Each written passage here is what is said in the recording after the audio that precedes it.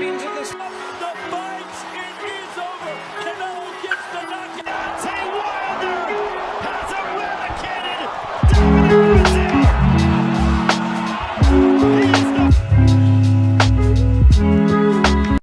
But another question I got for you then, speaking of, if you Ugas and you do beat Pacquiao, who are you picking? Are you picking the recently injured Spence coming off an injury?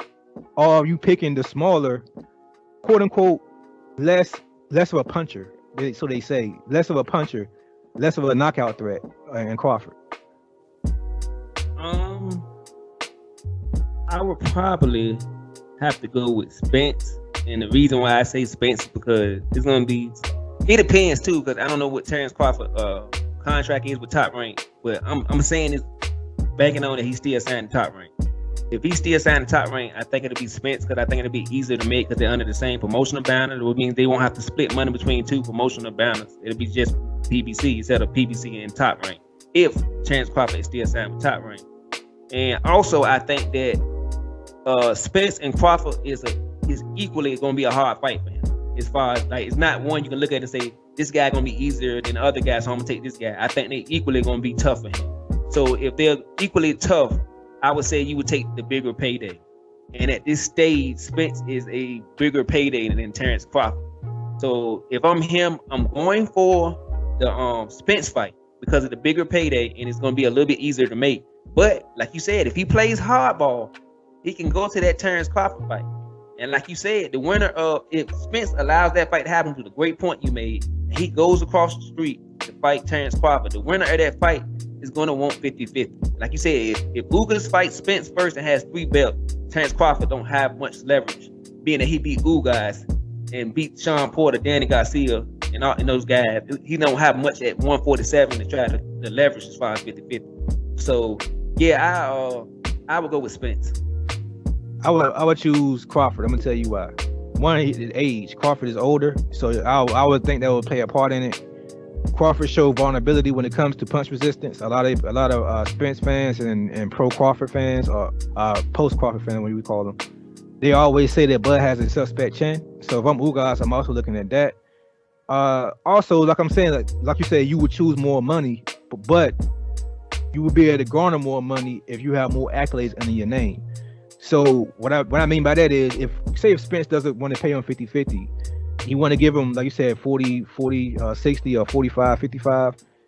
But Crawford Crawford offers him 50-50, and that 50-50 split is a bigger purse for him. You know what I'm saying? Instead of making 45 on a $80 million fight, I'm only getting $40 million or whatever. My math probably fucked up right now, but I'm only getting that amount for this fight. But I can go fight Crawford, get 50-50 on a $100 million fight, or $40 million, $80 million fight, and it's still the same.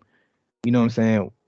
Why wouldn't I go for that? That way, when I do fight Spence, it's a bigger, number one, it's a bigger payday now, because now I have pay-per-view sales with Pacquiao and Crawford. I got both of them under my name. I'm about to fight Spence. You know what I'm saying? Now I can actually negotiate that I get 60, you get 40. You know what I'm saying? Now I can actually say that, because I beat Pacquiao and the number one pound fighter in the world, Crawford. You know what I'm saying? Who have you beat? You beat Danny Garcia and Sean Porter. So if I'm Ugas, you have to weigh your options, man. You had to gamble on yourself, man. You had to bet on yourself. I can go get the money now and possibly lose the Spence, and then, you know what I'm saying, what I got now, I just lost to Spence. Or I can go possibly beat Crawford and go back to Spence and get the 60-40 split my way. What you think about that?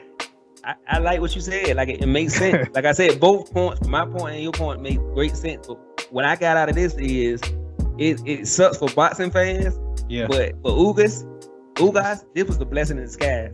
It's beyond a blessing in disguise, bro. He literally got his career fell in his lap without him even knowing that he was going to get it.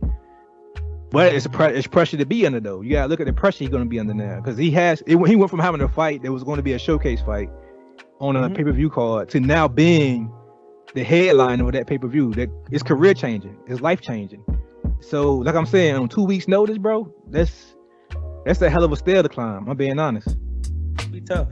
It's gonna be tough. It's gonna be tough. Like I said, well, we do talk about Pacquiao losing a step, and Pacquiao being older and smaller. Pacquiao has done more magical things than beat fighters like Ugas, that's a Ugas level, in my opinion. What do you think about that? Oh yeah, I totally agree. I think that when the odds come out, I think Ugas is going to be a slight underdog in this fight.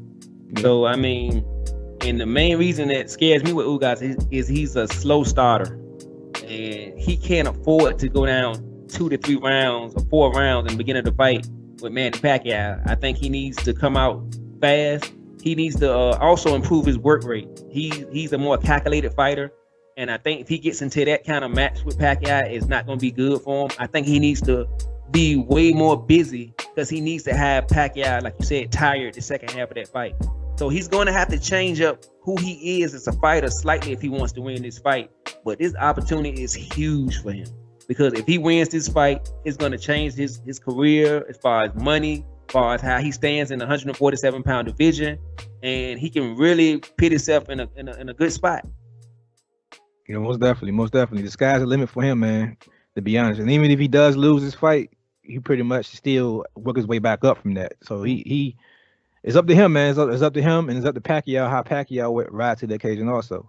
Because Pacquiao is also in a disadvantage. Because I'm pretty sure he don't know much about Ugas. I'm pretty sure Freddie Roach now they're looking at tape, and while they're probably going back and watching the Sean Porter Ugas fight. I would if I'm them, I'll watch that fight and try to see if you can come with a game plan short notice. Which like you said, Ugas, man, he a slow starter. I'm not giving my prediction right now, but he's a slow starter, but he is a big welterweight.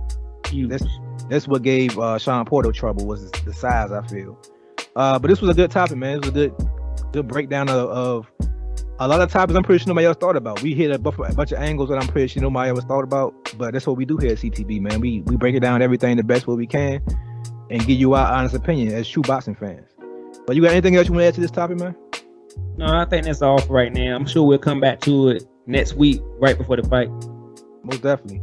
With that being said, man, it's your favorite channel, man, the CTB. This is Chin Tuck Boxing. I'm your boy Jay Slay. Cut him out of here, man. All right, everybody. Remember to hit that like button, subscribe, hit the notification button, comment. You know why? Because we love boxing and you love boxing. But most of all, God, peace, and love, and we out of here.